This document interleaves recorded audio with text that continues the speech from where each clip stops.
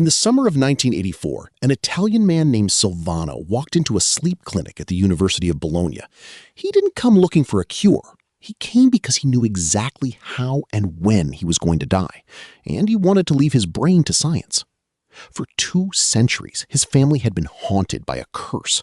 Relatives would reach middle age perfectly healthy, and then, suddenly, they would lose the ability to sleep. Within months, they would be dead. Now, the curse had come for Silvano. This isn't a myth. It is one of the rarest, most terrifying medical conditions on Earth. It's called fatal familial insomnia, or FFI. And what doctors found inside Silvano's brain didn't just solve a 200-year-old family mystery. It completely rewrote our understanding of what sleep is, why we need it, and what happens when the mechanism that controls it physically breaks. When Silvano arrived at the clinic, doctors hooked him up to an EEG to monitor his brainwaves. At first, they thought it was severe but standard insomnia. They assumed they could just knock him out. They gave him barbiturates. They gave him heavy tranquilizers. They even tried inducing a coma. Nothing worked. In fact, the drugs often made his condition worse. To understand why the drugs failed, you have to understand a fundamental misconception about sleep. We tend to think of sleep as a passive state. You get tired, your brain powers down, and you drift off, like turning off a computer. If sleep were just a lack of wakefulness, drugs could force you into it. But sleep is actually an intensely active process. It is a highly choreographed sequence of maintenance cycles. While you sleep, your brain is flushing out toxic byproducts, consolidating memories, and repairing cellular damage.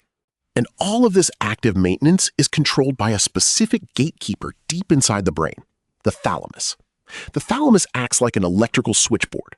When it's time to sleep, the thalamus physically blocks sensory signals from reaching your cortex. It shuts the door to the outside world, allowing the brain to turn its attention inward and begin the cleaning cycle. But when doctors finally examined Silvano's brain after his death, they found that his thalamus looked like a sponge. It was riddled with microscopic holes.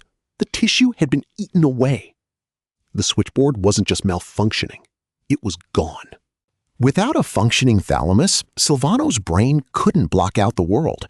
He was trapped in a perpetual state of pre-sleep, exhausted beyond measure, but physically incapable of crossing the threshold into actual rest. His body's autonomic nervous system, which controls heart rate, blood pressure, and body temperature, was stuck in overdrive. He was constantly sweating, his pupils were constricted, and his blood pressure soared. He didn't die from the psychological toll of staying awake. He died because without the thalamus coordinating the brain's maintenance, the entire system collapsed. But what could possibly target and destroy just one specific relay station in the brain? It wasn't a virus. It wasn't a bacteria. It was a prion. Prions are proteins that have folded into the wrong shape. Proteins are the building blocks of your body, and their shape determines their function. If a protein folds incorrectly, it becomes useless. But prions are worse than useless. They are contagious. When a prion bumps into a normal, healthy protein, it forces that healthy protein to misfold too. This creates a cascading chain reaction, a microscopic domino effect that slowly turns healthy brain tissue into a toxic, tangled mess. In the case of fatal familial insomnia, this misfolding is caused by a single genetic typo, a mutation in a gene called PRNP, and it's dominant. If one of your parents has this gene, you have a 50% chance of inheriting it, a literal coin flip. For the descendants of Silvano's family and the few dozen other families around the world who carry this mutation, this presents an agonizing psychological dilemma. Today, we have a simple blood test that can tell you with absolute certainty whether or not you carry the gene for FFI.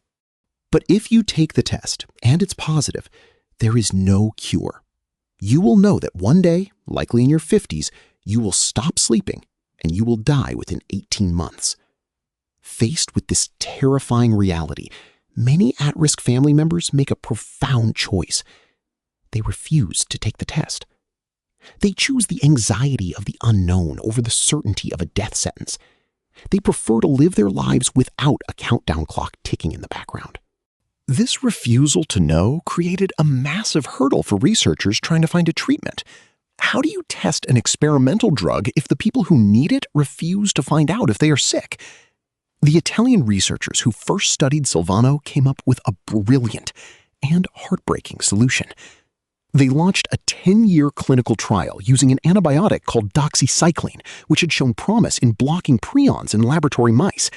The goal was to give the drug to people before the prions started destroying their thalamus. But to respect the family's wish not to know their genetic status, the researchers designed a blind prevention trial. They enrolled members of the family who were at risk. Behind the scenes, the researchers tested their DNA, but they never told the patients the results. If a patient did not have the gene, they were given a placebo. If they did have the gene, they were given doxycycline.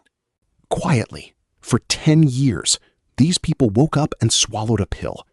They didn't know if they were taking a life-saving experimental drug for a fatal disease or if they were taking a sugar pill because their DNA was clean. They lived in the shadow of the disease, fighting it in the dark.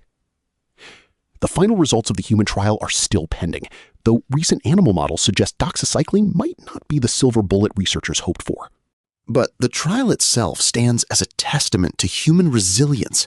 It shows what people are willing to endure to fight back against their own biology.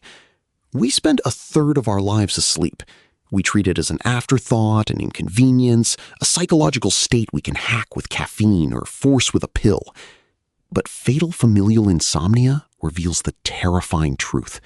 Sleep is a fragile physical mechanism, a gatekeeper built of proteins and tissue. And if that gate ever breaks, you can never go back to the dark.